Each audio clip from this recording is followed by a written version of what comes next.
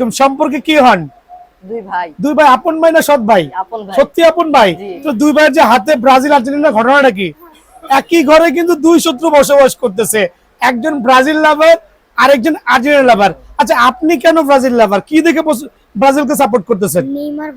Neymar ভালো লাগে। আর আপনি?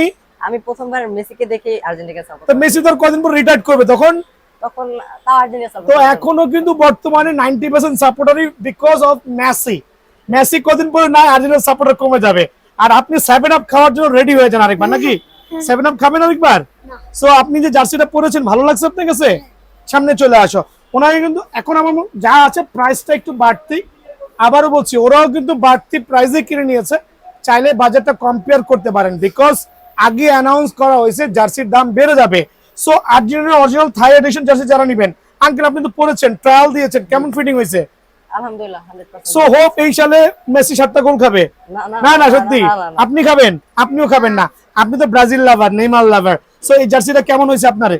তো আমি বলে দিচ্ছি, ছোট ছোট যে বাচ্চা আছে তাদের জন্য কিন্তু প্লেয়ার এডিশন জার্সি হবে না আমার কাছে, শুধুমাত্র স্মল সাইজ ওর মতো যারা একটু হেলদি আছে তারাই পাবেন, বাট এর চেয়ে গুড়া বাচ্চাদের জার্সি আমার কাছে হবে না।